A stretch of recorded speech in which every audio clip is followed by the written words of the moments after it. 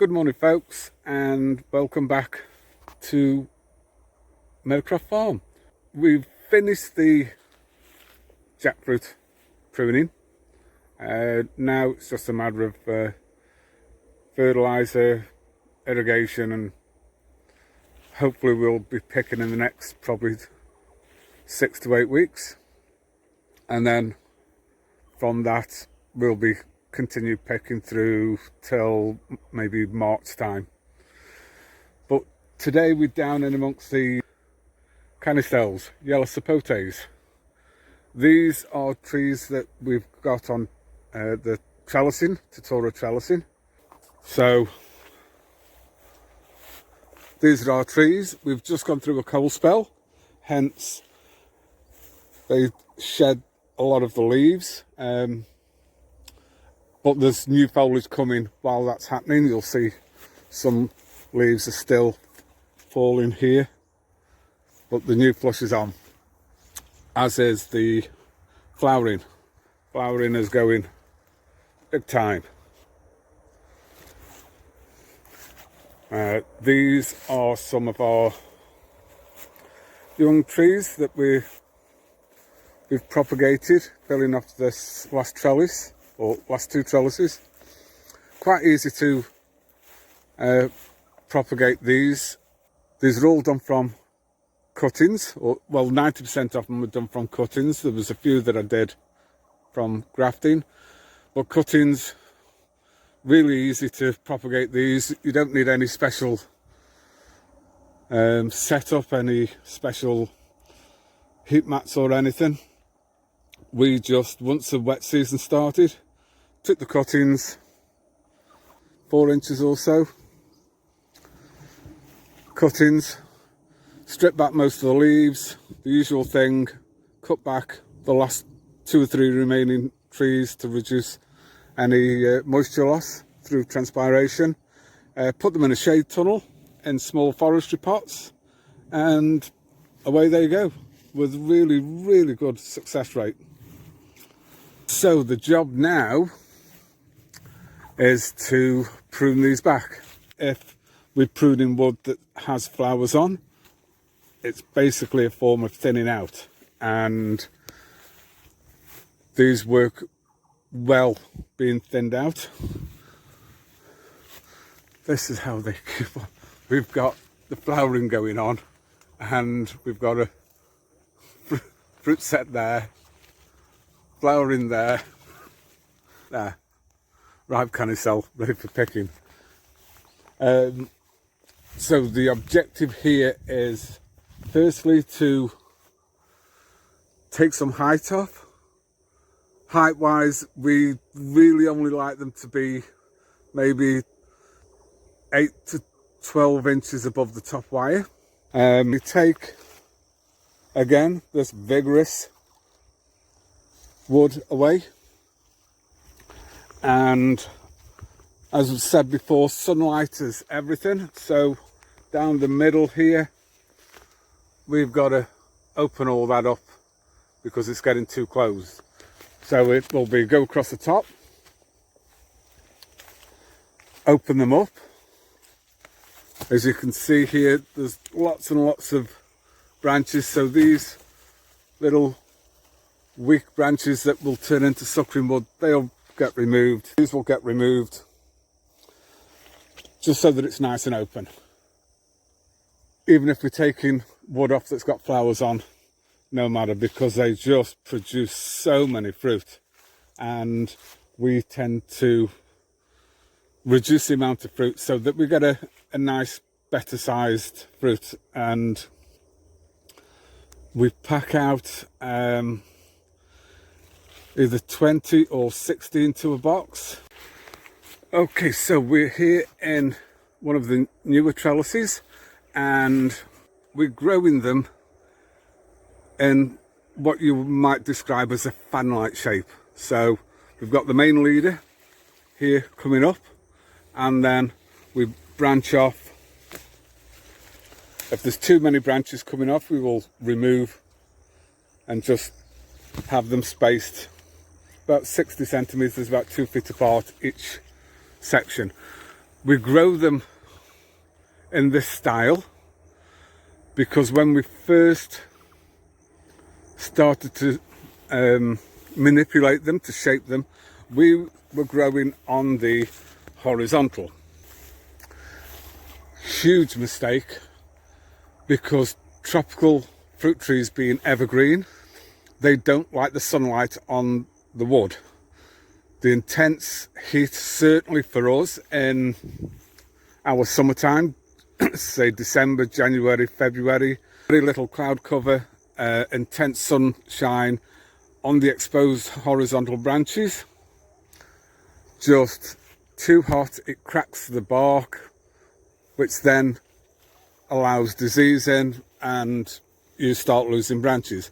So to compensate for that, what they do is start sending off vertical suckering wood. So what you end up having to do is a hell of a lot more work in terms of pruning, to the point that where if you were employing somebody to prune,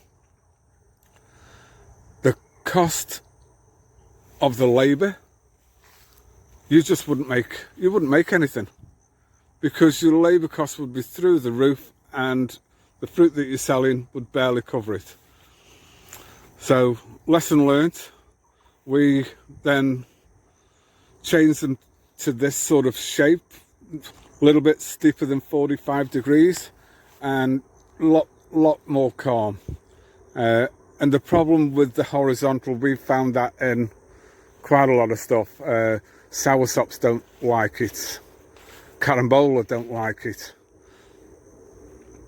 As I say, the canistel didn't. They just, I can only assume that it's because they are evergreen, they don't like the sunshine, just vertical wood everywhere. And we were spending so much time pruning. So my job for the next couple of days is take that height down, open them up. This is getting here a little bit crowded, so it will be pruning some of this back, maybe taking off some inside wood to open them up, and open up down the middle of the trellis so that sunlight gets in the middle. We've got the height here at probably around 2 meters for the top wire. And as you can see, some of the suckering wood is significantly higher than that. So bring that down.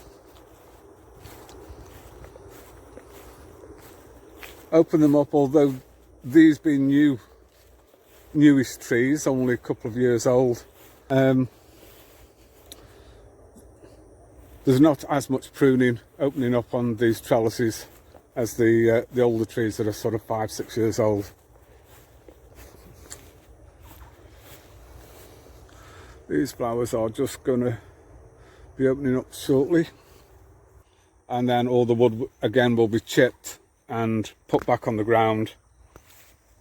And as you can see, with the constant chipping and mowing where everything gets thrown in, and combined with the shading of the sun from the ground somewhat, there's just no weeds.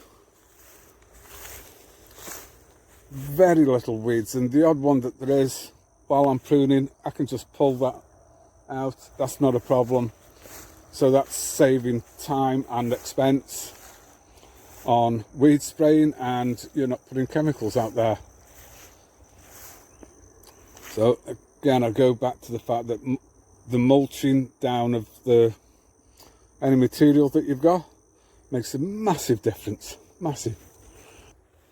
We quite often have a python that hangs out just in the notches of the branches. Last time I saw him, he was probably about a good 3 meters long, 6 feet long, thereabouts. Yeah, and he'll just be curled up around one of these side branches and just hanging there. So sometimes he's here. If he is, I just leave that particular tree, don't disturb him, and then come back to it later. So I will try to do an after shot and then hopefully see the difference and understand where we're coming from in terms of the pruning.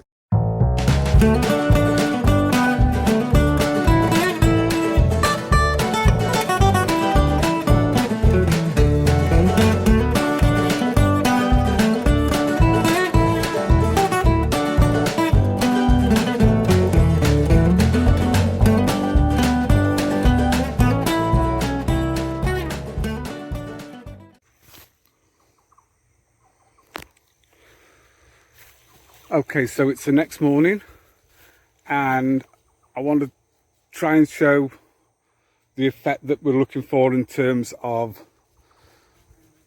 the pruning and what we're looking at in terms of light penetration.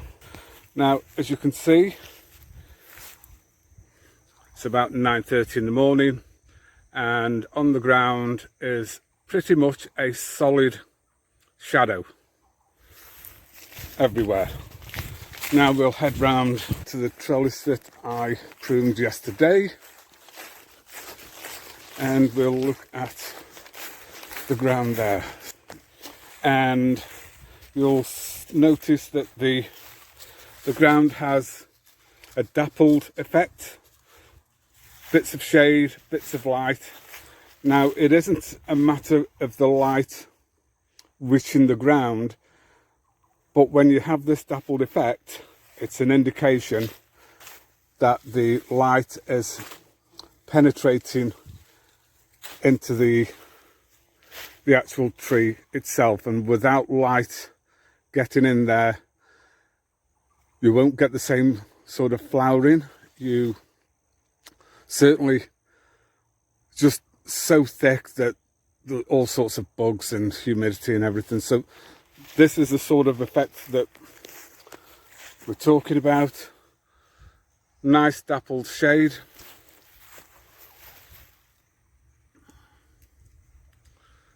And that is an indication on any tree really that you have an approximate correct sort of light penetration getting in amongst the tree itself. It isn't completely shaded out. Okay, just thought I'd show you that. Cheers now.